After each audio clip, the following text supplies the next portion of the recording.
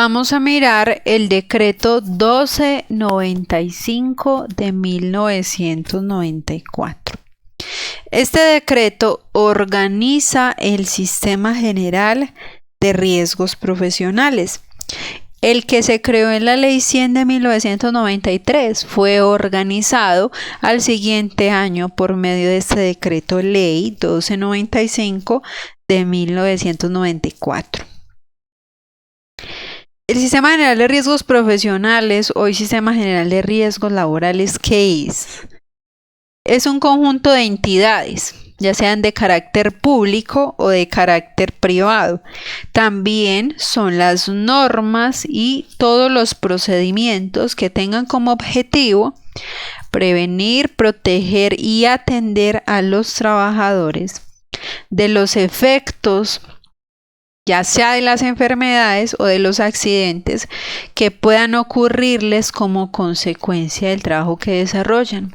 En síntesis, el Sistema General de Riesgos Profesionales, hoy Sistema General de Riesgos Laborales, es todo lo que se hace, todos ya sea organismos, leyes, ordenanzas, guías técnicas, todo lo que haya en tema de legislación y organismos para proteger al trabajador, para protegerlo desde la prevención hasta la atención de las contingencias originadas en el trabajo.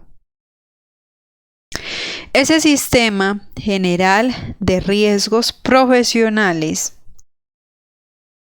tiene unos objetivos. ¿Cuáles son? En primera instancia, es establecer actividades de promoción de la salud y prevención de los accidentes y enfermedades de origen laboral. Este objetivo es el más importante, pues es mucho mejor, es mucho más barato y es mucho más sano prevenir que atender, ¿cierto? Es mucho mejor para el afiliado que le prevengan un accidente donde pueda quedar inválido, a que le reconozcan una prestación asistencial o económica, ¿cierto? Es mucho más barato para el sistema invertir en la prevención de los accidentes que tener que pagar una pensión de invalidez o una indemnización por una incapacidad permanente parcial. Entonces, por eso el sistema le apunta como objetivo principal a la promoción y prevención. El siguiente objetivo es fijar las prestaciones de atención en salud y las prestaciones de tipo económico. Ya lo habíamos visto en una explicación anterior, que hay unas prestaciones económicas y unas prestaciones asistenciales. Entonces, quien las define, quien las fija, es el Sistema General de Riesgos Laborales. El siguiente objetivo es reconocer y pagar a los afiliados estas prestaciones, es decir, que no se queden solo en papel, sino que se haga el reconocimiento, que en realidad se le pague a la persona cuando necesite, cuando requiera, cuando tenga derecho a esas prestaciones de tipo económico y de tipo asistencial también. Finalmente, como objetivo tenemos fortalecer las actividades tendientes a establecer el origen de los accidentes y enfermedades profesionales. En términos más sencillos, nos están hablando de que se fortalece la investigación de los accidentes y las enfermedades de origen ocupacional. Es importante que las empresas indaguen sobre las causas que llevaron a la ocurrencia de los accidentes de trabajo. Es vital realmente que la empresa verifique cuáles fueron esas fallas, cuáles fueron esos actos, esas condiciones inseguras que propiciaron la ocurrencia del accidente. De esta manera se evitan posteriores accidentes en similares circunstancias. Si yo sé que el accidente se produjo porque el trabajador no está acatando unas órdenes de cuidado, entonces yo voy a tomar medidas frente a eso. Si yo sé que el accidente se produjo porque hay unas fallas en las instalaciones o en el equipamiento, yo voy a corregir esas fallas para que el accidente no se vuelva a presentar. Entonces, por eso es tan importante la investigación del accidente de trabajo. El Sistema General de Riesgos Profesionales, hoy Sistema General de Riesgos Laborales, tiene unas características. ¿Cuáles son? Es dirigido, orientado, controlado y vigilado por el Estado, el gobierno, a través de la Superintendencia Bancaria y de la UGPP, realiza la inspección, vigilancia y control del Sistema General de Riesgos Profesionales. Las entidades administradoras del sistema de riesgos tienen a su cargo la afiliación al sistema y la administración del mismo. Todos sabemos que las aseguradoras o administradoras tienen esa función de administrar, de recaudar las cotizaciones y de hacer todo el proceso administrativo. Lo mismo las EPS y los fondos de pensiones, ¿cierto? Las aseguradoras o administradoras tienen esa función de administrar, de gestionar todos los recursos de cada uno de los sistemas. En el caso del Sistema General de Riesgos Profesionales, pues le corresponde a la ARL hacer toda la gestión, la administración, el pago, el reconocimiento de las prestaciones y demás funciones de tipo administrativo. Otra de las características es que todos los empleadores deben afiliarse al sistema de riesgos profesionales. Todos los empleadores, todas las personas que tengan a cargo otras personas están en la obligación de afiliarse al sistema de riesgos. Toda empresa tiene esa obligación. La afiliación de los trabajadores dependientes es obligación del empleador. Tal vez suena un poco repetitivo con la característica anterior, pero no estamos hablando de lo mismo. Estamos hablando de la palabra dependiente, porque es que en una empresa no todos son empleados, o sea, no todos son dependientes. En una empresa puede haber personas con un contrato de empleado, o sea, dependiente, y también pueden haber personas con contrato de prestación de servicios que se les cataloga como independientes.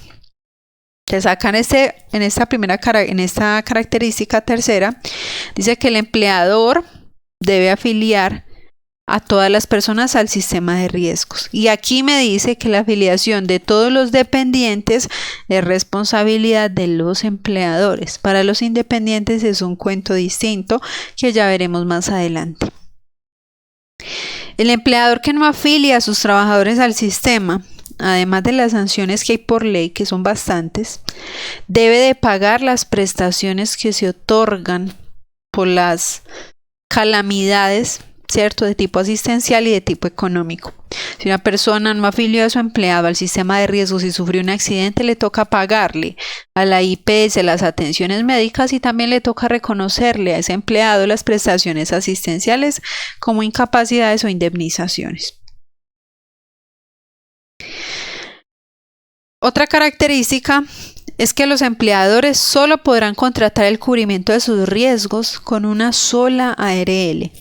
Mire que es diferente al sistema de salud y al sistema de pensión. En el sistema de salud y en el sistema de pensión, quien elige la aseguradora va a ser el empleado. Él es el que elige libremente cuál EPS o cuál fondo de pensiones desea para afiliarse, ¿cierto? Ustedes que deciden si quiere estar afiliado a Suramérica Sura, si quiere estar en Comeva, si quiere estar en Nueva EPS, eso ya es una elección particular, personal.